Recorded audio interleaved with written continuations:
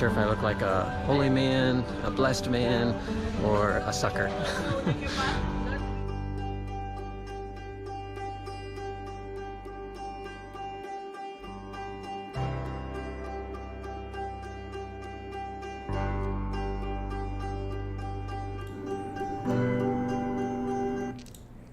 All right, welcome everybody. I hope this is working. Let me just check my, it's not working yet. Okay, there's my first mistake already. I forgot to unmute the microphone there. So we are now live, and let me just show you some of the things that I'm planning on doing and kind of why I chose this platform. So if you saw the preview, you have some sense of this, but the first thing is this really cool overlay effect. It's one of my favorite things. And I can just flip through the PowerPoint this way. So, here we're, I just love that there's this thing like PowerPoint is between me and my students and not just like off to the side. But of course you can put it off to the side, and I can switch it to go off to the side just by hitting a button on my keyboard, which is super cool. And you can program any button to switch between scenes. And so as I'm doing this, I'm just flipping between scenes here. So here's like full screen PowerPoint.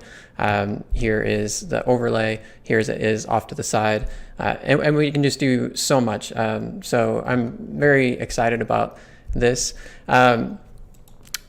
The other thing, of course, that I'm very excited about is the beautiful streaming video. Here you can see it streaming right over the top of me. I'll switch that here to just showcase the video. And again, the fact that this is a video playing smoothly in PowerPoint over a stream is the reason I started pursuing this. Because when you compare that to screen share on Zoom, it's just night and day. Now there is a trade-off there, and that is that I'm actually in the future from where you are, which is a little strange. I'm about 17 seconds in the future, and sometimes it gets up to about 2 minutes in the future. And if you ever do this, you'll also have students who have low bandwidth, and they might actually fall way behind as their buffer is created. The upside is they get a really pretty video stream regardless. So I just noticed I made my second mistake by showing just the PowerPoint. You couldn't even see me there for a while. So I apologize for that. So there is a bit of a learning curve here. Mostly I've created a system that I think I'll be able to master, and I think it's going to be great. But this being my first time, probably won't be like the smoothest presentation that you've ever seen. So let's go back and see what we got here. Here are some of the things that you can do. You can, of course, show your PowerPoint. You can also go to a browser, and so I can show my browser there. Let me just pull up the website. So this actually at ants101.com/OBS, you can actually follow along. You can also do videos here. Let me go back to my green screen. So you can do you can show the videos like I pointed out. You can show your camera, basically any camera. You can have a document camera, as you've seen earlier here. I'll just show that real quick. So here's the document camera. So just lots of different options. You can actually use just as many cameras as you have, and you might have noticed that a lot of manufacturers are coming out with webcam software for their cameras. So if you have a newer Canon, that's automatically a webcam. GoPro just came out with one yesterday for Mac. It should come out for PC soon. So if you have any cameras laying around, if you can get it to show a preview on your screen, you can get it onto your stream. So that's a great thing. And the fact that you can use almost any camera is great. So virtually anything that you see on your screen, you can turn into just put it on into your presentation. So the basic overview of what we're going to talk about today. First, we're going to talk about like what the problem is. Then I'm going to show you what my class looked like before, my fall 2020 plan, the tech problems that I started to face when I started thinking about that plan. The OBS as a solution to that, the trade-off of using OBS, and some of you have already pointed out that there's some other platforms out there, but there's also a trade-off even compared to Zoom, and I want to talk about that a little bit. And can you get the best of both worlds? There is a way that you can get nearly the best of both worlds. And I want to show you what that looks like. So ultimately, this is going to be a tutorial. So a lot of this will be just showing you how to set up OBS and some tips and tricks for getting it going. So if you want to look at any of this in text format, just head over to ant101.com/OBS, as you can see there. And yeah, let's go ahead and get started. So the first thing I wanted to show you is, or just talk about, is the problem. And what is the problem? So I think the main problem or the challenge isn't necessarily online teaching for some of us. I mean, some of us have done online teaching before and that went really well, but online students come with certain expectations. And I think the students who are going to be coming in this fall are going to have different expectations. A lot of them signed up for face-to-face classes. They want that synchronous face-to-face experience. And that's going to be a little bit different than just teaching to an online audience. And yet the classes that those of us who built for online audiences are really, really good for online. And we want to make sure we save the great things from that, from the online class that we've created. And I'll show you some of those characteristics here. But we also want to maybe add some elements that these online, these face-to-face students are going to want to see. So let me just show you basically what my class looked like before. So my class has sort of an intro hype video every week. So every week there's a module, and there's an intro hype video. There's a big ideas PDF. It's usually 5 to 10 big ideas for the week that we talk over. Then there's 8 to 10 readings. I put readings in quotes here because over half of those readings are actually videos and documentaries and podcasts and things like that. Then there's a single MP3 of all of that. So anything that's text-based, I actually read it to my students. And then I take audio from all the videos and audio from the podcast, and I put it all into a single MP3 so that my busy online students can listen to it whenever they want. And then I just had 3 very simple elements due every week at the same time every week: a quiz worth 20 points, a discussion worth 20 points, and a challenge also worth 20 points. And to me, these represented the 3 sort of core things I was going after. I want them to master some of the content, and the quiz assesses that. I want them to be able to put that content in their own words and debate it with other people in the class, and the discussion handles that. And then I want them to actually see that this content matters out in the real world, and that's where the challenges come in. So that's what my class looked like before. And basically, you can break this down into 3 elements. Like there's an intro, big ideas, and then there's the readings, and then there's actions. So sort of intro, readings, actions. And my thought for the fall was that I could actually use those 3 elements to match a Monday, Wednesday, Friday class. So Monday, we could do the intro of big ideas, and this could be done live. Wednesday, we can do the readings, and Friday, the actions. So what's that actually look like in terms of a plan?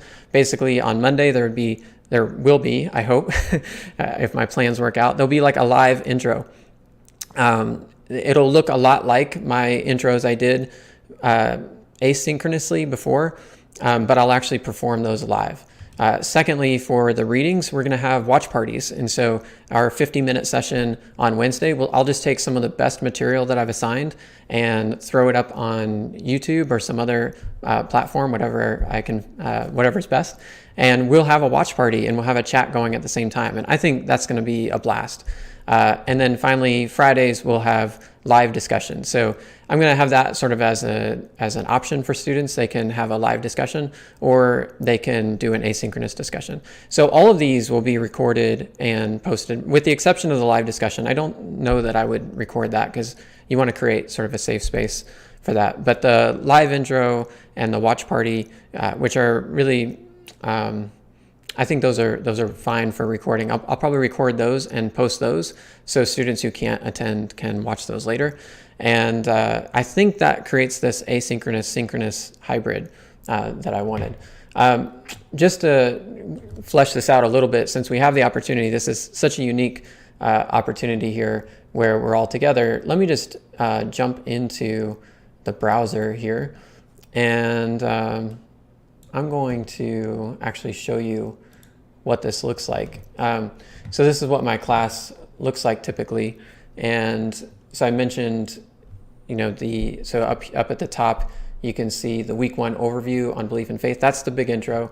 Then this bulk of stuff here are the readings, and then the bottom are the actions. So they have their quiz at the bottom, the activity, and the discussion.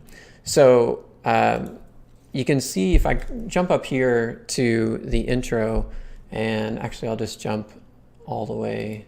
I'll just show you a brief vision of what an intro video looks like. So this is what an intro video looks like. Hey class, I hope you are enjoying the recording as much as I am. This has been such a great way to learn about I love to watch things in double speed. Apologies for that. religions and get right into it. I also hope that you've downloaded the overview for the week. I'm just going to take you over to the computer over here and take you through it.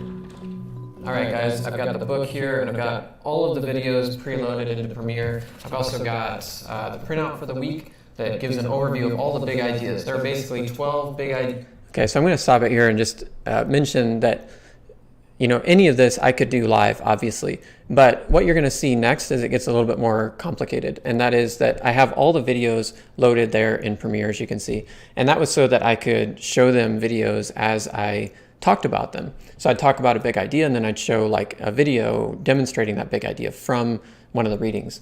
And I started thinking about doing this on Zoom and practiced it on Zoom. I actually had some TAs come on and watch me practice this on Zoom, and it just didn't work because every time you played a video, you got that chunky sort of lag. So that wasn't going to work. So that's when we started thinking about streaming, and we ended up at the solution that you see here. The other nice thing, so that would be Monday, is doing sort of live intro. So this, what you're seeing here, which was recorded, but this would be live now. The other thing we can do is on Wednesdays then go to the watch party. And, you know, this could be material that you find online. It could be materials from, it could just be materials from the readings for the week. That would probably be the ideal.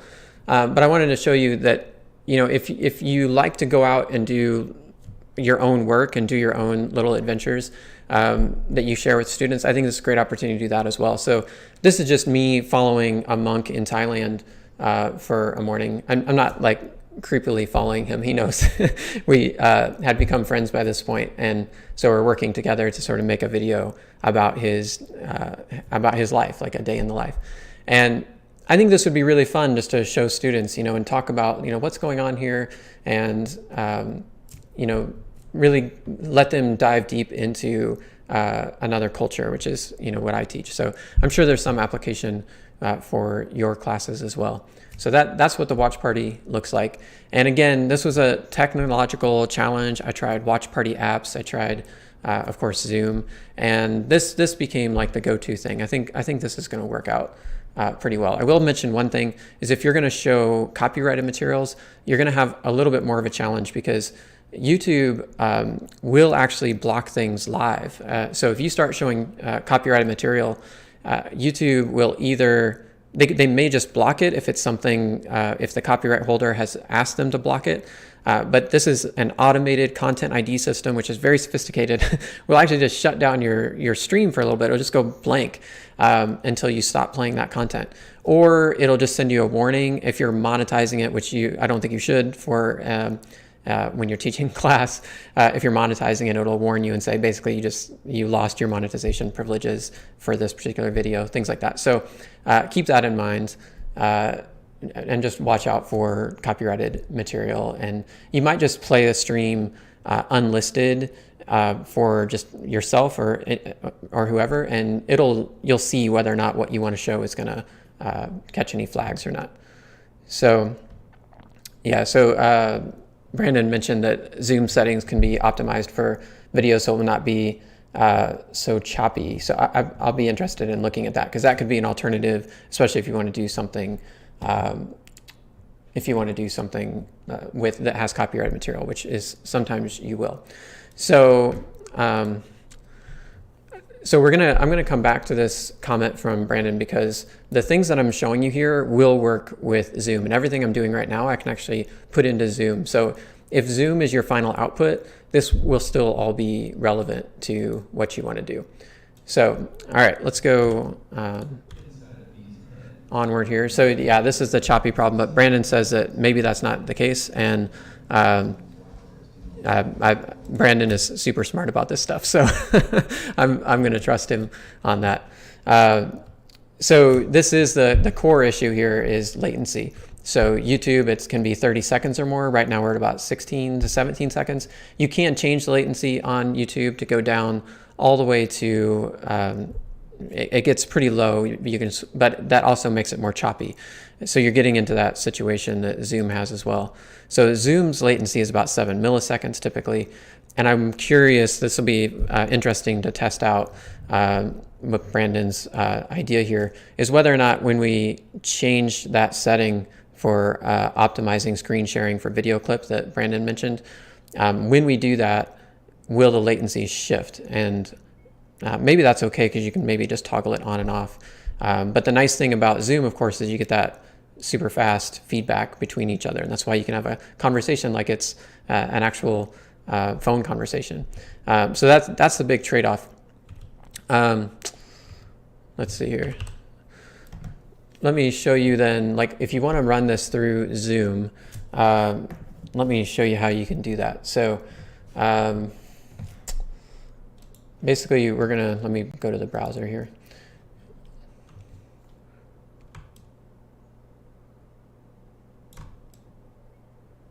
All right, so of course the first starting point here is you're going to download OBS, and once you have it all set up, let me show you what this looks like here. This will look a little strange because it's going to have, let me see here, because it has the sort of infinite regression here.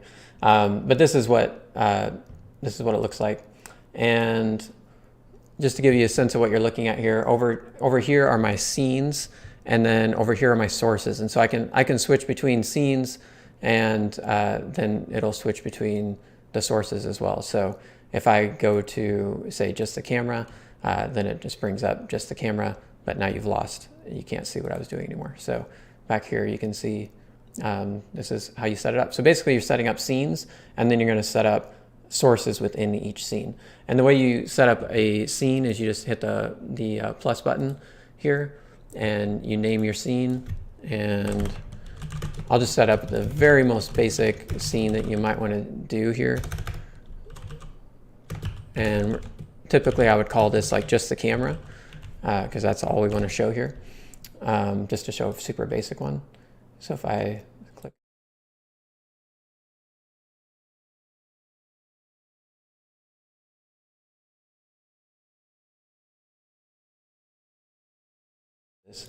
so I won't be able to show you exactly how that works, but once you created that new scene, as you can see there, then you can hit the plus button over here, and you can add sources, and you're going to add a microphone and your camera and so on. And so that'll set up your basic scene. Now, the next step is if you want to actually use this on Zoom, there is a way to do that. And the first thing you need to do is you need to download this OBS Virtual Cam. And when you get the Virtual Cam, then you can actually put that, let me see if I have a screenshot of this. So I don't think I do. Yeah, but when you get the Virtual Cam, you can then install it in OBS. You'll have to restart OBS, but then your OBS actually is your webcam. So everything that you see on the screen right now becomes a webcam image. And when you open up Zoom, let's see if I can get that to work here. So I'm going to show you what I'm looking at here. So I'm going to try to start a meeting in Zoom. Okay, I'm actually in a meeting here, and you can see it actually already sees my camera, and it's got that infinite regression thing going on again. But you can see I've just selected OBS camera, whereas if I picked my LifeCam Cinema, that's going to be it's struggling to find that right now. But here's my OBS camera again. So you can see it'll just show everything that's on OBS. So if I want to switch things around in OBS, it'll show up on Zoom as well. So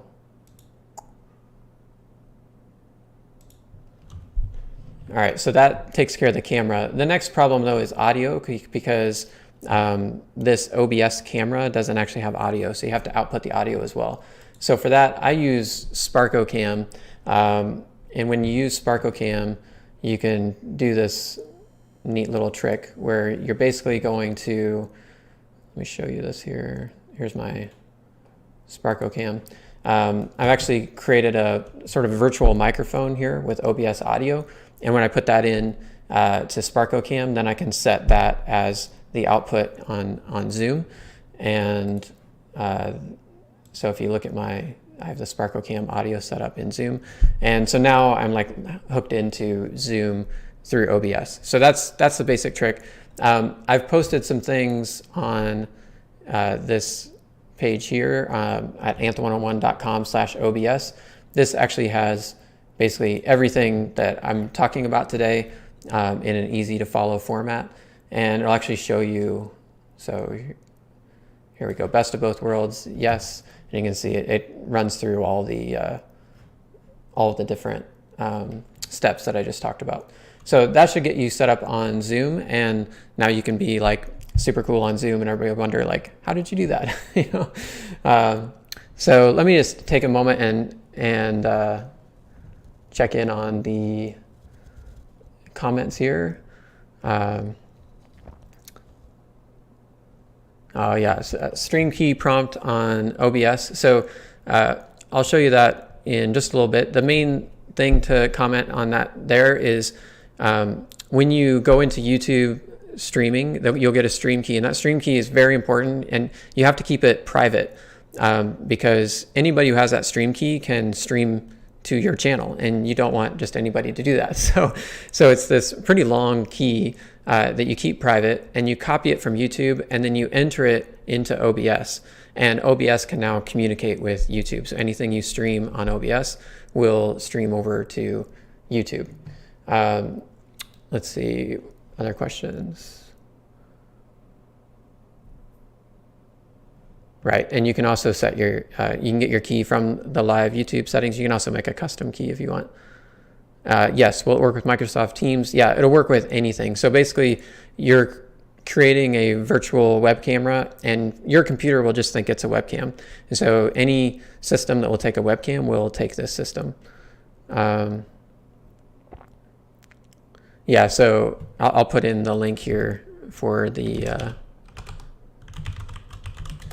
so there's the link for the detailed instructions.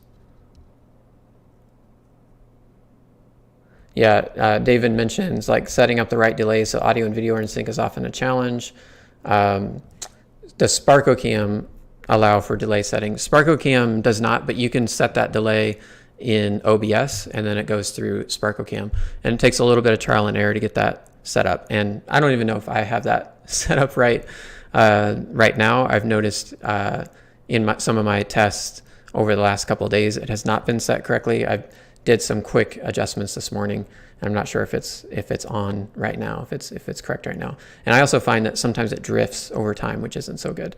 All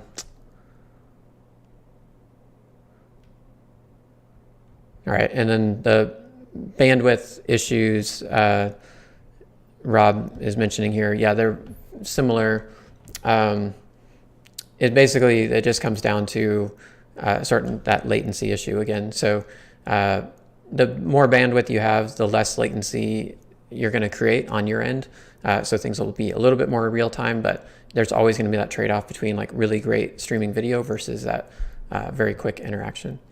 All right, so I want to show you just in here, I'll just stick to the detailed instructions here. So you can just see kind of some of the scenes that I've created so far. And then maybe we could brainstorm some scenes together, and I'll show you some of the scenes that I've created that I really like.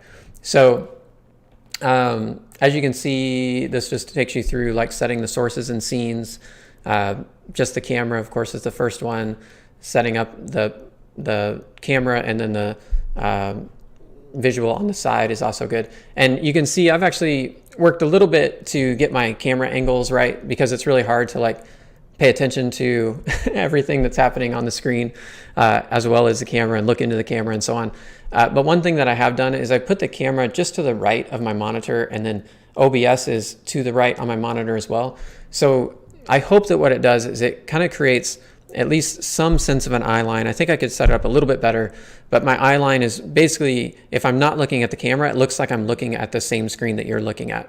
And that's just a little something that makes it a little bit better. I think it looks a little strange to look all the way over here, for example, at something, which I do sometimes because I haven't got this set up perfectly just yet.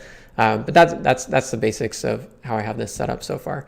I'll also mention that once you have everything set up, you can always move things around a little bit. So, you can change things up even on the fly. Okay, so that's the PowerPoint on the side. One thing to note about setting up the PowerPoint is that you will need to set up your PowerPoint so it plays in a window. Because of course, if it plays on your whole screen, then you've lost your screen and you're not going to be able to access OBS.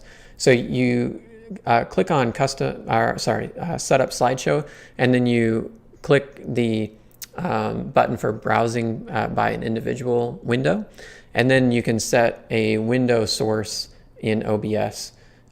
Basically, you just set one of your sources to just look at this one window, and that window being your PowerPoint slides. So that's how it works on PowerPoint. Now, here's the big, the cool one here, the overlays. So I'll show you how that works. So as you can see, you're basically just starting by taking the PowerPoint scene you already have. You're going to turn off the visibility on your current PowerPoint source because you're going to create a new one because you're going to have to add some things to it. And what you're going to do is you're going to right click on the PowerPoint source, and that will bring up a thing where you can do, let me see if I can, where you can do filters here. So I'm just trying to see if I can actually pull this up to show you. This may not work. Again, this is new for me as well, so I'm just going to try this. Yeah, so no, it's not going to work because, well, actually, I'll just make it work. So I'll add a new window here. Okay, so I'm adding a window capture, and I'm just going to, I'll just call it PowerPoint trial here. Okay, and you can see you can set the window, and I'm gonna set this to my PowerPoint slideshow. So now we have that.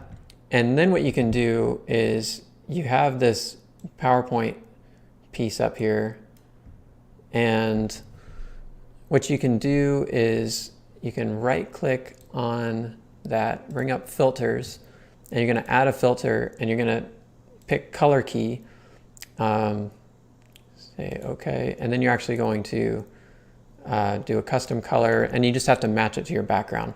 So in this case, that's just black for this one. And now you can see, you can already see through the PowerPoint except for where it says slide 13 to 31 here. So that's how you do the overlay. I think you'll get it when you actually are playing around with it yourself. But that's the basics of the overlay and how that works. So let's see here, go back to browser. All right, I'm gonna catch up on questions again here.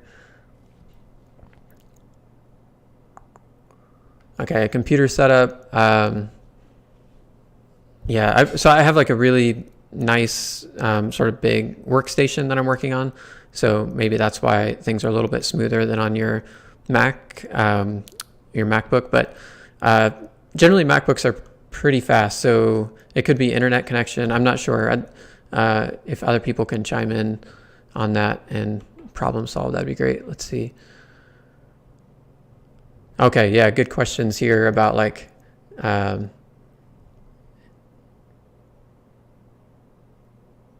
teach like a whole course. But there, I think there is a good question on like what to do first and second and third, and even in this sort of micro context. So I'll try to pick up on that in a second. Yeah, so Jack, you're feeling in the deep end here. So we need to like pull people back from the from the deep end and simplify. So let's do the super simple version here. So basically, the super simple version is really, if you could do two things, I think you would have a pretty good setup. And that is setting up just your camera, going through OBS, and then setting up the PowerPoint. And then if you want to like go to that next level, you could do the overlays. And just with those, that's going to be pretty great. I think by the time you do those for yourself, you're probably going to understand how to do the rest of the stuff. It'll come much easier once you actually like start doing this yourself. So those are the things I would do. And the main reason I would do those in particular is because, let me just pull up. Okay, so let me just pull this up as a PowerPoint and just demonstrate. So I think one really great thing about this is just the dynamism of this type of setup, and the fact that you can have the overlay right on top of you, the fact that you can switch out to other things and bring up your browser. The document camera, I think, is going to be a great tool, especially for those people who have to like model different things, or if you're doing math or something like that. Just zipping between these things is really useful. So maybe that's one other thing I'll just mention. I mentioned like the different that you can set up as many cameras as you want. Having a document camera, I think, it would be the first thing that I would set up if you have an extra camera. Other than that, you can do some interesting context shots and things like that. You can do an outdoor shot and just sort of, just have like a nice welcome when you start class and things like that. Let's see.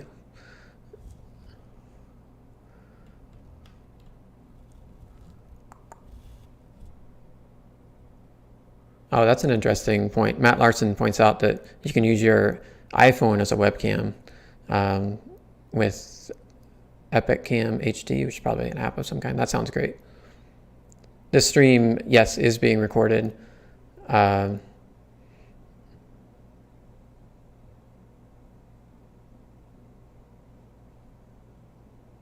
Yeah, so you can adjust the lag on OBS. So if you have that problem when you get started, just hit the settings button on your microphone or whatever it is that seems to be off, and you'll see an advanced audio properties place, and that's where you can adjust that.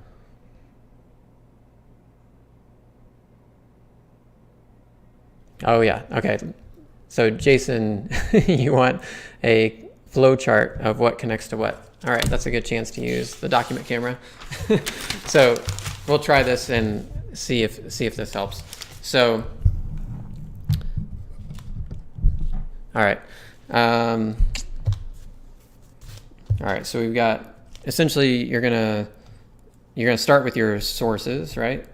And those are gonna be like things that you actually have. These are gonna be your webcam, any mic that you have that might be part of your webcam. This could also be any window on your screen. It could be your full screen. It could be anything, right? Anything visual or audio. And those go into OBS. And then OBS is going to output to something. It can output to Zoom or any video conferencing software, or it can output to YouTube Live or any streaming software. And the advantage of this one is the smooth playback, and the advantage of this one is the fast feedback, you might say, or just essentially zero latency. So that's the basic overview of it. Does that help? Are there any other questions? We have OBS as a recording. Oh yes, and Chris mentions you can use OBS as a recording platform, which is really good, because then you can basically, this is where you get the advantage of really speeding up your workflow if you're creating videos for your class, because you can actually do a lot of the things you might usually do in an editor later. You might be able to pull off live, and so that's one advantage of using OBS as a recorder.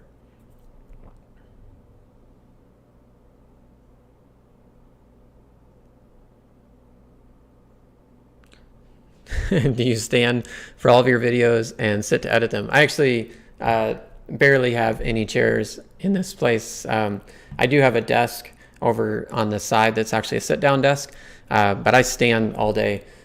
Sometimes I'll go sit down and read and work in a notebook or something like that, but typically I'm standing. It took me a while to get used to it. I used to get really tired, but I don't get nearly as tired anymore. Let's see.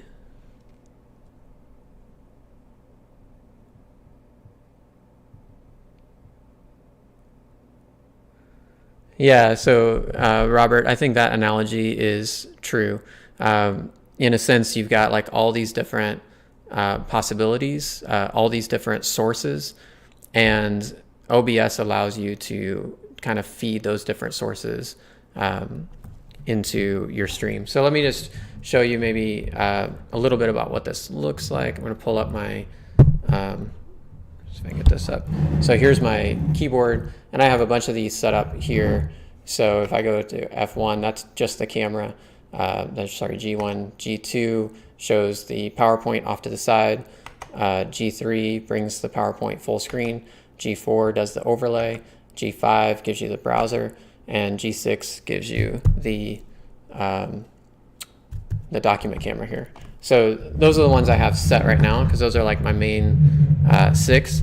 But then I have like maybe 6 others that I toggle between now and then, and those I actually have to click on. So it's a little bit, it's certainly a little bit difficult, you know, to navigate all this and stay connected with your audience and navigate the chat and so on. But overall, I think this is going to work pretty well. Let's see. Scott says, can video files that haven't been uploaded to YouTube or elsewhere be dropped into OBS? Yes.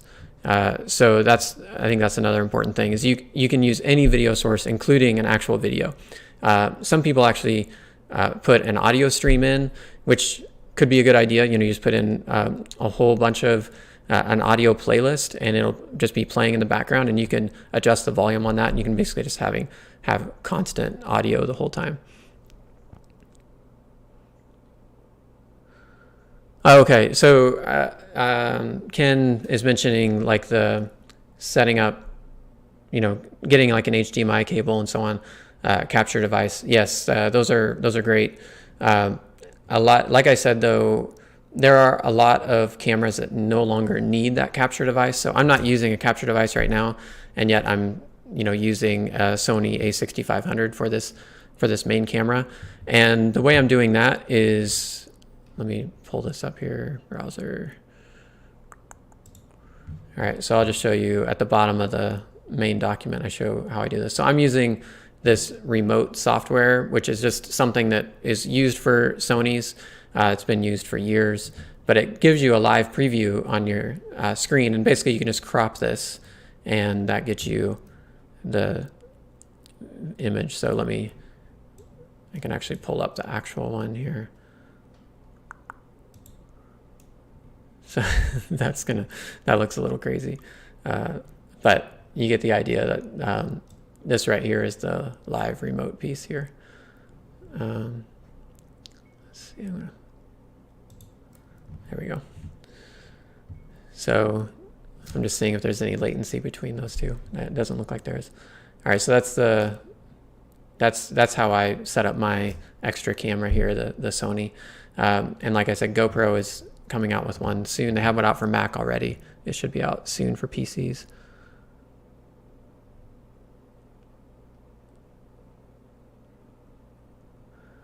So I'm actually using a basic USB cable, just a standard USB micro cable that connects the camera to the computer, and it seems to work pretty fine. I wanted to mention real quick, yeah, so can you use that software for the A6000? I think so. I think it'll work for any Sony camera. Maybe not any Sony camera if you go back in time far enough, but I do think an A6000 will work. I have one, I could test it, but I'm pretty sure it'll work.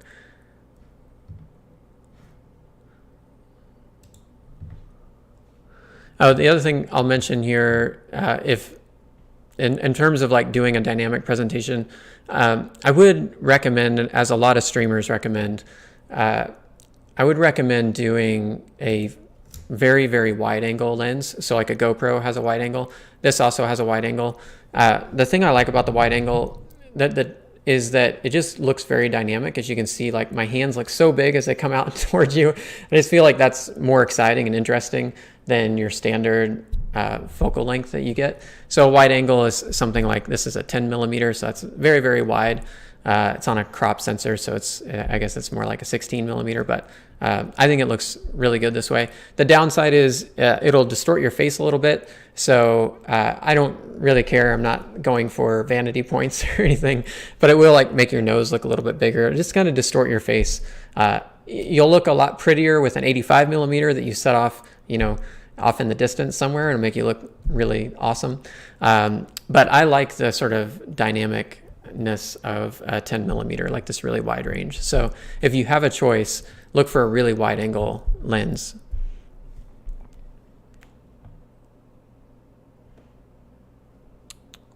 Brennan, nice to see you, Brennan, by the way. So do you have a recommendation list for the equipment you're using? Gosh. I think as soon as GoPro comes out with the webcam interface for PC, that would probably be the webcam I'd go with, because it's not only a webcam, but it's a great vlog cam. So if you want to do like out in the world videos, which I think are awesome for teaching, you could just take it out with you. So I think GoPro is about to become the best webcam you can buy. Webcams themselves have not been upgraded for like a decade. So it's kind of amazing, but webcams from a decade ago are still being offered as like the latest and greatest. So not much to offer in that realm, although they are the cheapest option. And typically you can find a pretty wide angle webcam. Now, those are not great in low light, and that's where you get an advantage if you have a bigger camera like a DSLR or mirrorless like this Sony a6500. This captures really good light. So I actually don't have any extra lighting system installed right now. I'm just using window light, and I think it looks good enough. Whereas if I had a GoPro sitting here, I think it might be a little dark. It might not look great. It might look kind of grainy. So in that regard, I do have a big light over here, which I would probably use that light. So that would be my basic suggestion on that.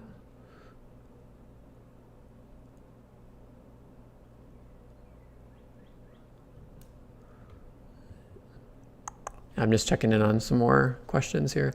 I'll also mention that when I do this live for, I actually have to teach like 300 or 400 students at a time. And when I do that, I will probably have my TAs filtering questions to me to make sure I'm catching the best questions. Because one of the things I'm a little worried about right now is not catching the important questions that are going by.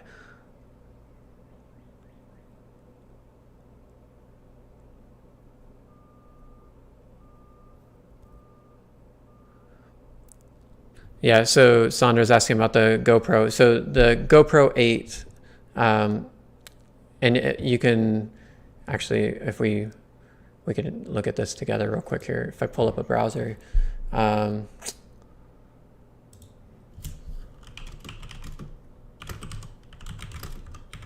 they just released this. No, that's not what we want. Here we go. So they just now released this, say July 9th, 2020. So this just came out yesterday. And yes, you can now use GoPro. And you actually just use the cord that comes with the GoPro, which is a standard USB-C cable. And then you just download some new firmware for your GoPro, which will actually make it a webcam. It'll actually think it's a webcam. Yeah, from there, it works pretty straightforward. As you can see, it actually says webcam on there.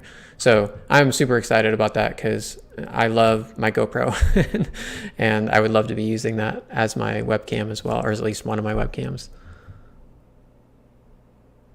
Yeah, Ken, getting lost in the windows. Yes, it's very easy to get lost in the windows. How will TAs filter the questions to me? I think what we might do is we might actually have Zoom running separately from the live stream, and we'll have that Zoom chat open, or we'll have a GroupMe chat, and I'll just be able to watch on my phone for alerts from my students or from my TAs telling me things to look up.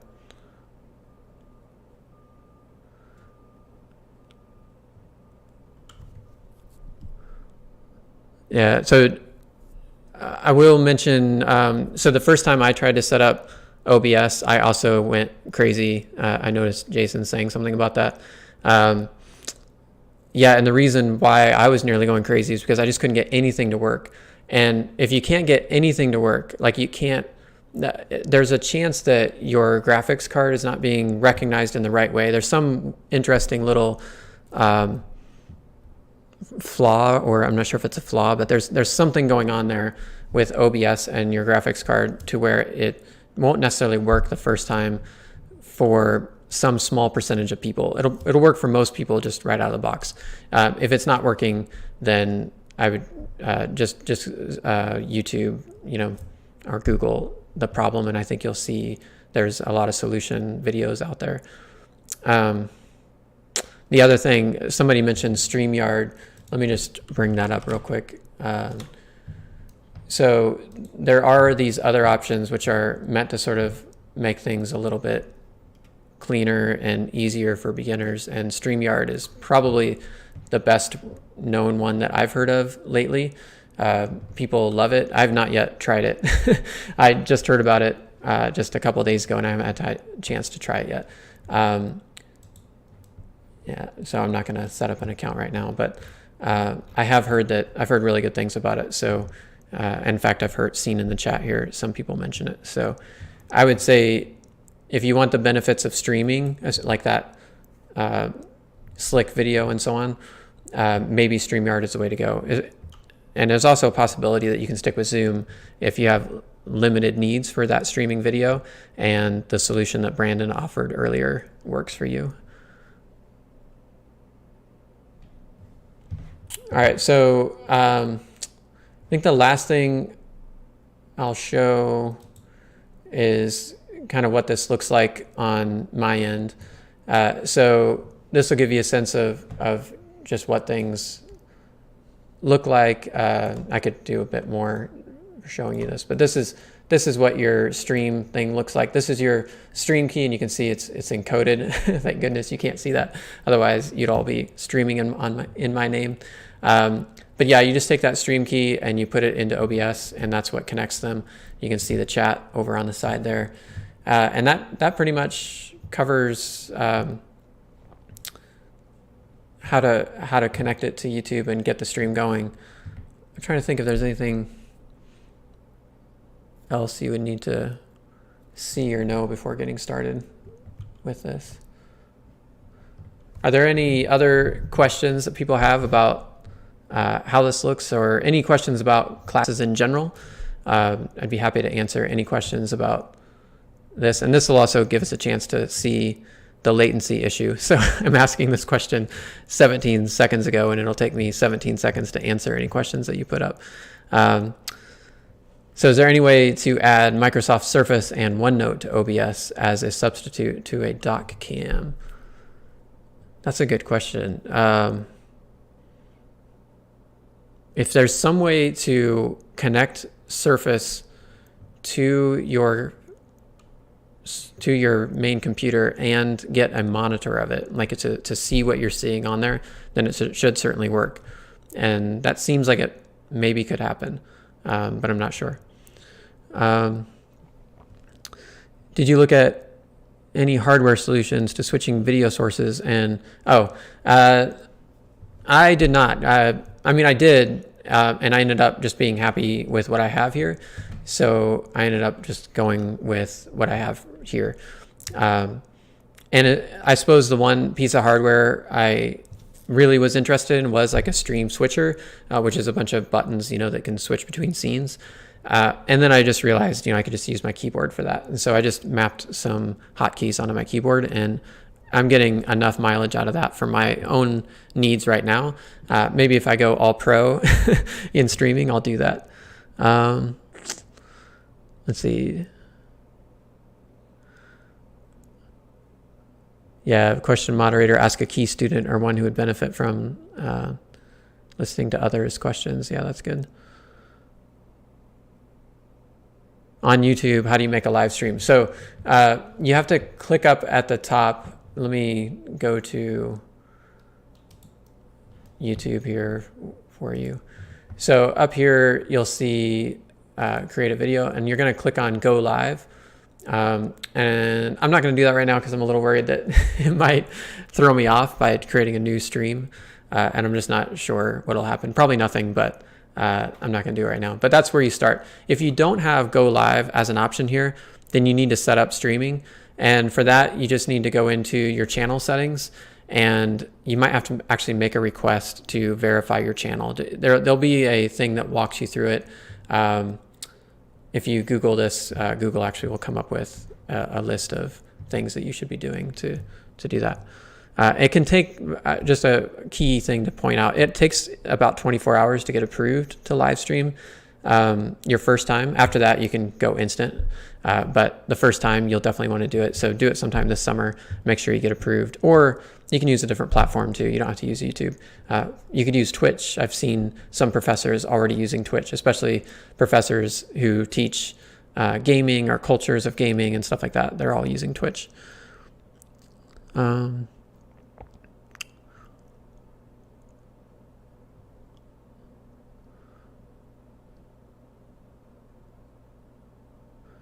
Privacy, copyright concerns about using YouTube. Yeah, I mentioned some of the copyright possibilities. I mean, they can just shut things down. Privacy issues. I think most of your students are going to be aware of the issues that that poses. I'm going to do all these unlisted, so they won't be public. So it'd be quite difficult to find, but of course a link could be shared by a student. So there is some minor risk there, and those just have to be weighed. And I can see Scott Fingeldye is on as well, and he does a lot of our stuff here at K-State in terms of streaming. So if there's like a private option for streaming that works well locally, then maybe you could do that. But yeah, I'm going to be relying on YouTube unless Scott comes forward with a better idea, and he can pop in the chat with that.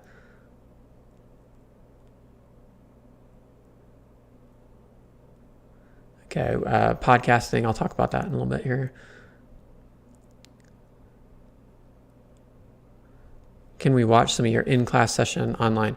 So this is my very first stream ever, so I've never actually done this yet. So certainly when I do this, I'll see if I can sort of crop out little pieces of it, and you'll be able to see some of that. And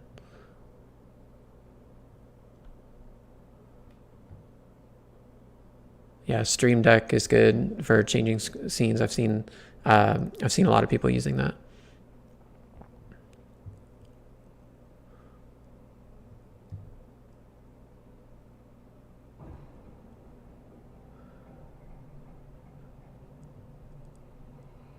Can you do longer streams to provide marathon lectures more than 6 hours? You can. I don't remember what the max is, but it's I think it's quite long. So I'm pretty sure you can do that. Thanks, Scott, for chiming in.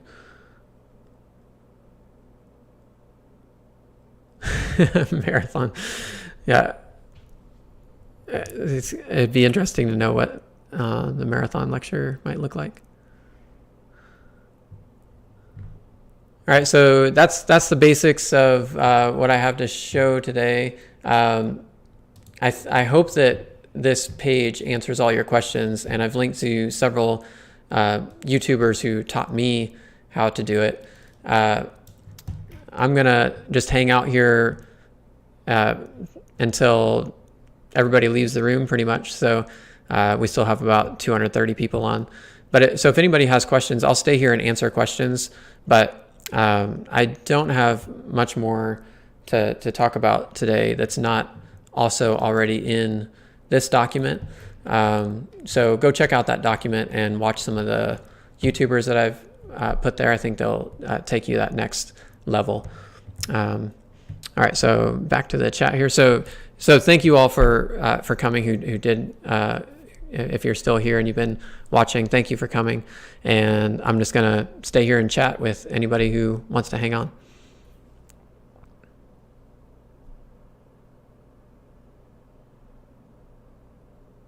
Yeah, so Laura points out you could do encourage students to do a pseudo account. That's a good idea. And of course, I think as long as they don't chat, they're invisible anyway. So that's maybe something to think about. All right, so podcasting. Yeah, so typically the way I've done podcasting in the past is I use this Yeti right here, and I can switch this to a mode that picks up both sides. And I'll just put the Yeti in the middle of a desk or a table, and I'll just sit across the table and interview the person I'm interviewing. Of course, you can also do interviews through Zoom or online or however you want to. And potentially you could bring them into OBS, and there's some videos on how to do that. So I would say, I'm curious, like what specific questions you have about podcasting. Essentially all I do is I record everything on this. I throw it goes into my computer, and then I actually edit it afterwards. So I pull out the ums and the extra little words that I throw in there and so on. I like to make it clean. So I will do that. And I like to do that for my guests as well. So, I'll have students come on and they'll I'll interview with them. And I've had students who say the word like every five words or something, right? And I'll just go through and I'll pull out all the likes just to make it sound better for them. So that's can take a bit of time to do that, but that's something that I do. So I use typically DaVinci Resolve to do all my editing, mostly because it's free. I used to use the Adobe suite to do all my editing, but I've abandoned that just because I don't want to pay the $250 a year or whatever it is. Yeah, so I'm using DaVinci Resolve to edit, and I could actually throw that up here if you want to see what that looks like real quick. Let's see here. Okay, so I'm going to throw up Resolve. All right, so this is what Resolve looks like. And it's pretty straightforward. Like if you had an audio track here. So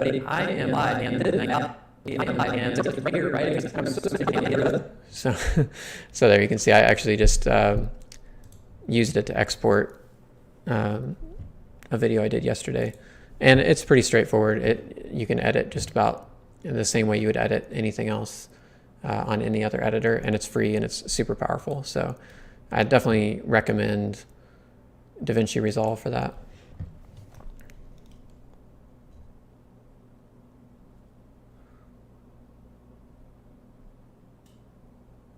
Yeah, so good point there about editing being overwhelming for first-time teachers. Absolutely. And that's why I recommend, honestly, just doing a recording and uploading it is typically good enough. I just happen to be somebody who has edited for a long time, and I love editing, so I spend the time on it. It's sort of like I don't know, it's like for some people, they like to paint or play music. I like to edit. Like it feels like that to me. I'll just get in a rhythm and I just like to do it. It's one of those spaces where I feel like I'm in flow. So editing doesn't seem like a chore to me, but I can certainly understand why it's a chore to other people, because it can be very, very frustrating when you first start.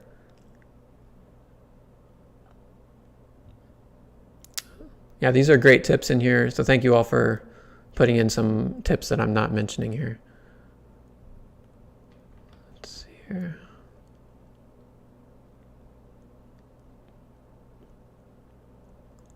Okay, participating in the chat session, that does not get you a stream key.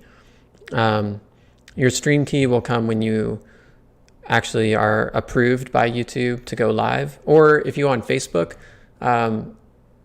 you can try to go live on Facebook and don't go down to the bottom where you enter your webcam, and instead of entering your webcam, enter an encoder. I think it might say encoder. That means like something like OBS, and when you do that, it'll give you a stream key. So that's when you get your stream key.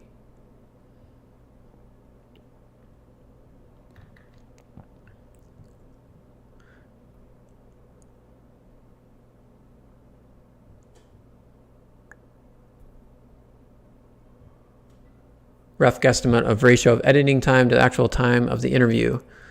Let's do a 45-minute interview. How long do you spend editing before you post it as a podcast? Okay. If you've listened to any of my podcasts at life101.audio, the answer is you don't want to know. Because those are research-based, where I did, maybe, several tens of hours of video of interviews, and then I compress it down into a hour-long episode. That took me 4 to 6 months, something like that. So that was insane. But that was a very different kind of project. That was more like a This American Life style of podcast. When I just do an interview and post it, or even when I do like a reading and then I want to take out the ums and so on, it takes me about 1.5 times as long as recording it. So if it takes me an hour to record something, it'll take me 90 minutes to comb through and take out all the ums and so on.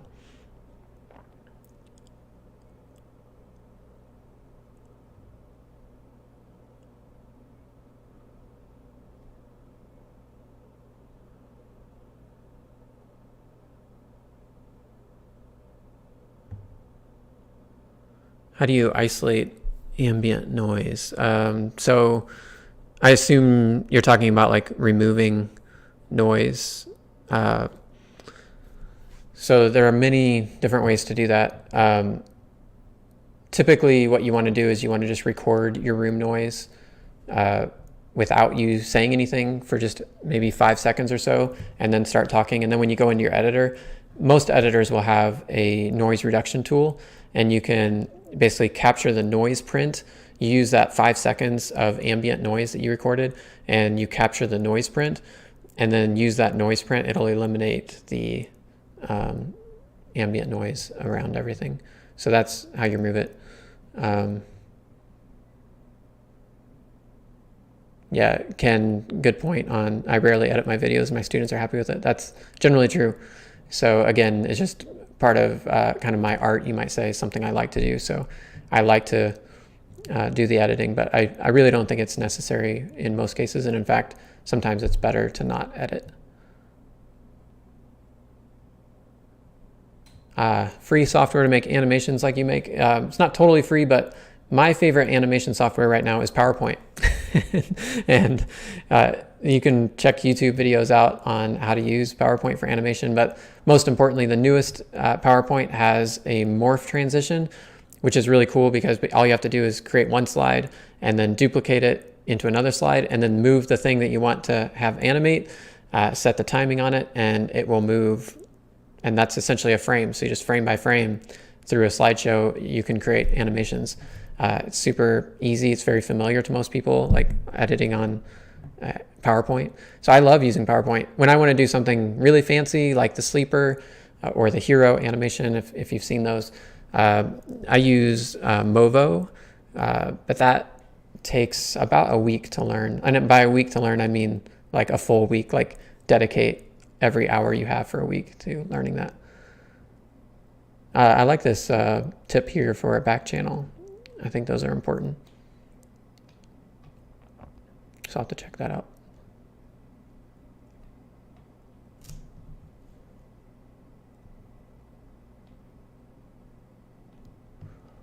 Yeah, so a lot of questions here about timing. I just want to mention that the most important thing that I do in a week when I'm teaching is I map out the week into blocks. And so I typically work, like really just work 40 hours a week. I have 3 kids at home, and this is basically an agreement as a family that it's limited to 40 hours. And so I have these 40 blocks.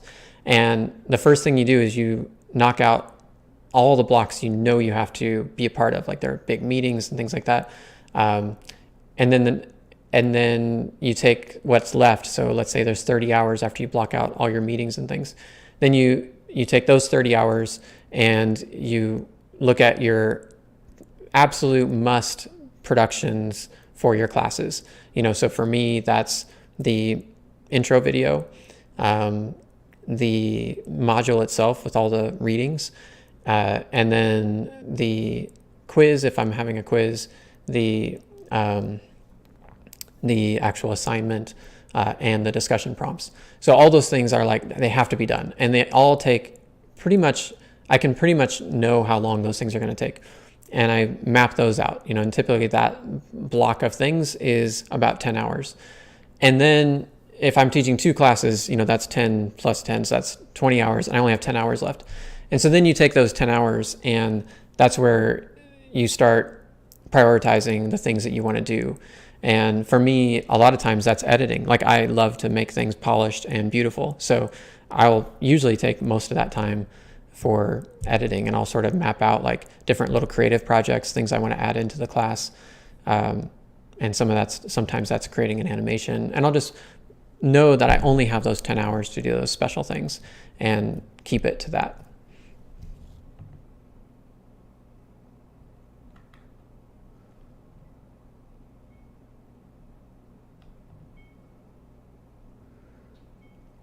Yeah, so as far as streaming videos from your computer onto YouTube, I would guess actually that you're going to get away with it, especially being unlisted. So it's very, very rare that YouTube actually shuts down a stream. In fact, I haven't been able to get it to happen, but I'm sure it can happen. It would happen anytime a copyright holder essentially has put that severe of a restriction on it. But most copyright holders don't do that, because what they can do instead is they can put an advertisement on it. So their options are basically, they can block your video right away, or they can insert an advertisement, and typically that'll just be an overlay. So if I'm a copyright holder, and I am a copyright holder, right? Like, we hold copyrights. I can set my content so that when YouTube sees it playing somewhere, they can automatically put an ad on it, and I will get revenue from that. So that would obviously be my choice versus just shutting down somebody's stream in most cases. So that's just something to think about. In general, it won't get shut down, but you might get an ad on top of it. Have I had issues with students misusing videos or images? Making memes with your face. Yeah, that's happened to me. Yeah. Fortunately, I mean, it was like, I've seen memes with my face. There's probably a bunch of them that I haven't seen. But yes, it happens. And fortunately, they were things that I could just laugh about and be sort of good humored about. I could see issues where it wouldn't be something that is easy to laugh off. So, I mean, I guess I'm willing to take that chance.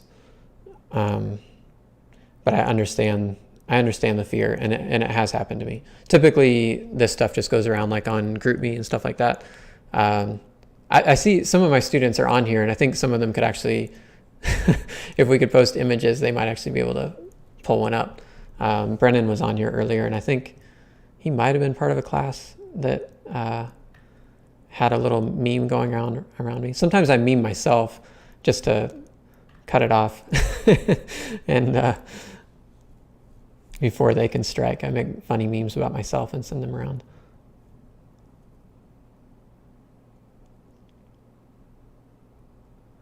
Yeah, I like Ken's point about leaving your mistakes in there.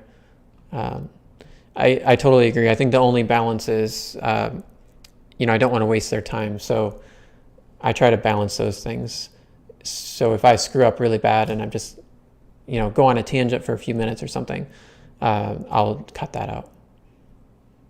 Oh, Movo or Moho? Good question. I might have misstated it. Let me look it up real quick here. I'm always getting it messed up.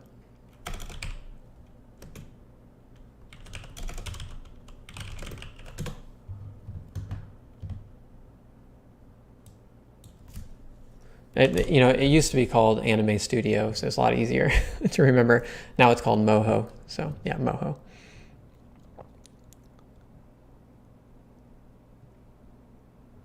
Yeah, when you use material for movies, are you relying on fair use? Do you ever license anything? Typically, I'm relying on fair use. Sometimes I do have to license something. So the difference is, if I'm using a movie, I often can justify it in terms of fair use, because we're usually like criticizing it in some way. We're not using it for its original intent. It gets a little trickier with documentaries, especially if that documentary is saying essentially what you want to be saying in the class. And if those are not already available for free on YouTube or some other streaming platform that most students have access to, like Netflix or something like that, and I want to play it, then that would, you would need some kind of licensing for that. So sometimes that's cost prohibitive, obviously. So I tend to not use those. I tend to just use things that are on Netflix or YouTube. Those are my big two, and I tell my students ahead of time that they might have to pay for documentaries or access to Netflix as part of the class. So I have an open textbook, so the textbook's free, but I mentioned that they may have to spend, I think it comes out to about $12 or something on documentaries.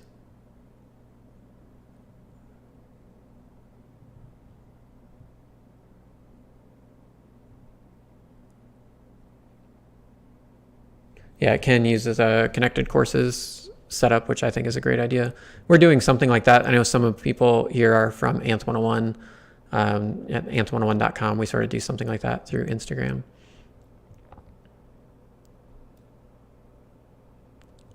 Yeah, I'll repost the link here.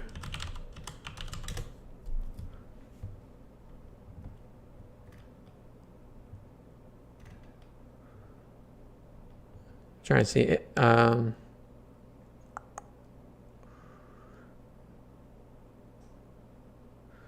Let me know if I missed a question. So if you asked a question, I did not answer it yet. Can you post it here at the bottom? Because this question stream has gotten pretty long and I might have missed it.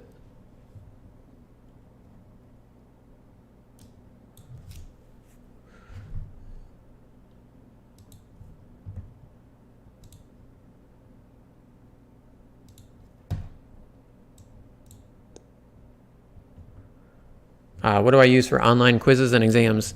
Traditionally, I've used Canvas, just built into the LMS. But I think I'm going to do something different this year. I'm thinking about this is a big question I'm playing with right now. But I'm thinking about doing my big ideas video at the beginning of the week on Monday, and that'll be live, but it'll also be recorded. And actually not providing the PDF for that, and instead of having a quiz where that quizzes them over, their ability to recall or remember some of the information, actually just require them to turn in an awesome set of notes based on the big ideas. So this would require them to actually watch the big ideas video carefully, take note of the big ideas, and then actually, while they're going through the material for the week, to sort of aggregate key notes and ideas and reflections under each of the big ideas. So if I had 5 big ideas, they would have a notebook or some sort of digital journal if they want to do it digitally, and they would just keep track of all that, and they would just turn in their notes / reflections at the end of the week. I kind of like that idea because I don't really like creating it's hard to create these multiple choice quizzes in a way that is fair and meaningful. I know it's possible, and there are people out here who do it really, really well. Bowen's work on teaching naked actually has a really great section on how to write really good multiple choice questions. But I'm kind of leaning toward the sort of more like a journal idea where they would turn in a journal each week for 20 points. Yeah, so you can use protected material for educational purposes. My main concern with certain documentaries would be that some documentaries, especially new ones that aren't even, I'm thinking of ones that maybe aren't even out yet, like they're not really out on a streaming device, but and I can give an example is like there are some really interesting, like Bending the Arc is a really great documentary that came out recently.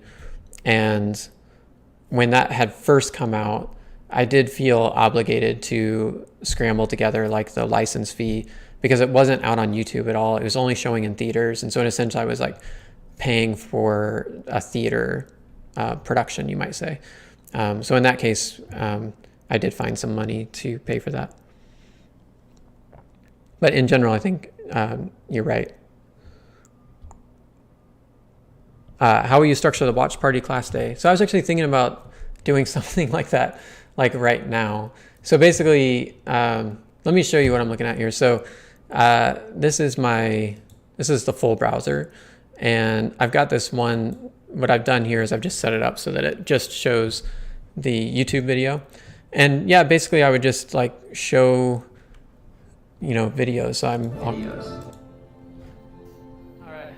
I'll turn the volume down on this. But in general, yeah, this is how I would do it. And I think I might actually keep myself on screen. I wouldn't have to though. I could go full screen. I could also, let's see if I can do this.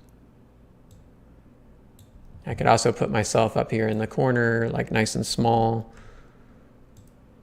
I'm just playing around here. But yeah, so I'm basically thinking about using YouTube Live, and people would be like chatting, and mostly I'd be chatting as well. But, for some things, I think it might make sense to have me up in the corner and just being able to comment on what they're seeing. And I can also react to it, which might be fun. Like I think people really like seeing like reaction videos and stuff like that. So that's another option, is just to essentially be up here in the corner and be able to like tell stories about what they're seeing. Yeah, this will be recorded and posted later.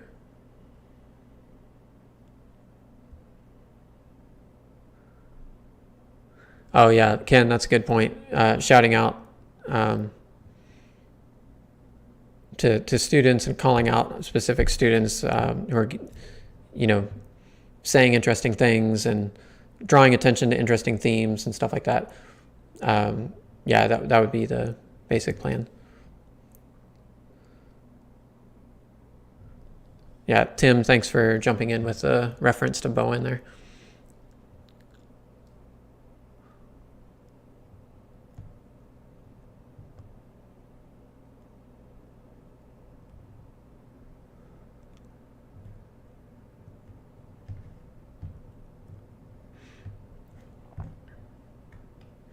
All right, did I miss any other questions?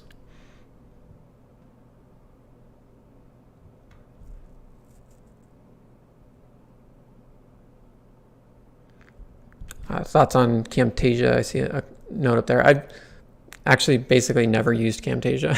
So I think because it's a paid thing, and I thought surely I can do everything I need to do without paying for it. So I haven't used it, so I can't say much about it.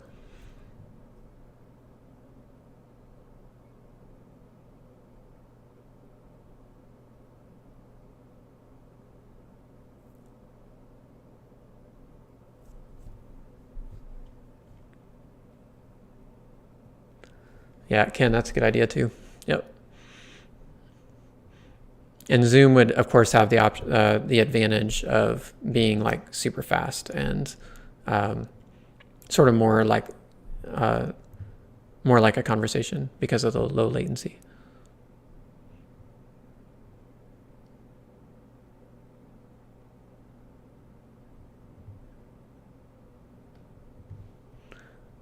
All right, looks like we're out of questions, so I'm going to turn off the stream here. I'm going to just, since I'm 17 seconds in the future, I will wait about 20 seconds before I actually turn it off. But thank you all for coming, and I'm just going to sit here and wait just a bit to see if there's any new bits coming on here.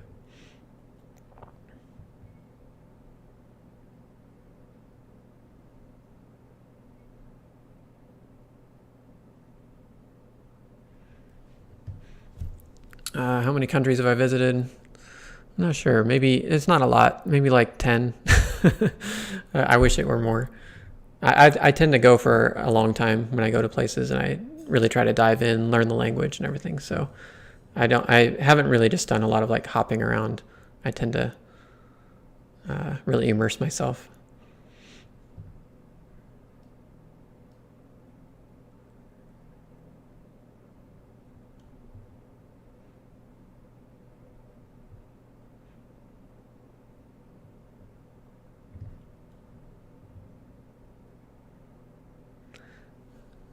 All right, I'm gonna turn off my camera and mic. I'll go ahead and let videos play here just for a bit, and I'll check in on the chat for the next few minutes just to make sure I don't miss anything.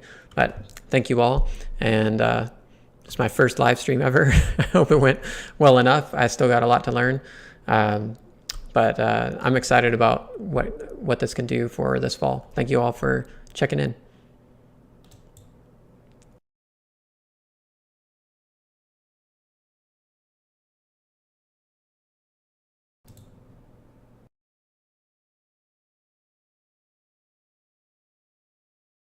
Mobile, one of the most remote airstrips in the country, and as you can see, I'm walking around barefoot. So notice that I'm trying to establish what the video is about, both audibly and visually, right from the beginning.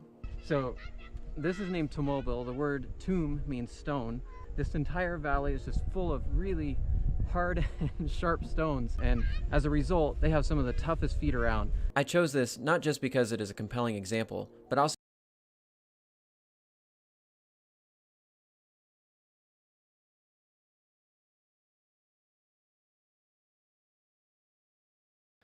just reach out to me, or we can even get on a Zoom call or something. Dr. Falcone.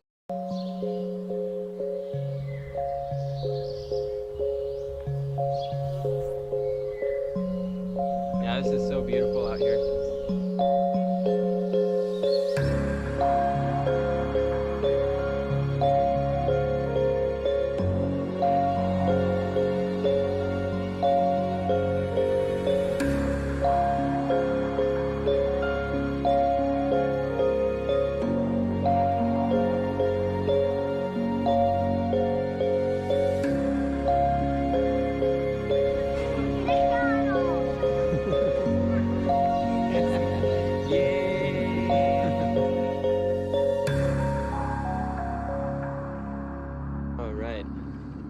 Let's talk about things I love about Thailand. Things that I'm surprised about Thailand. I think what surprises me most is that,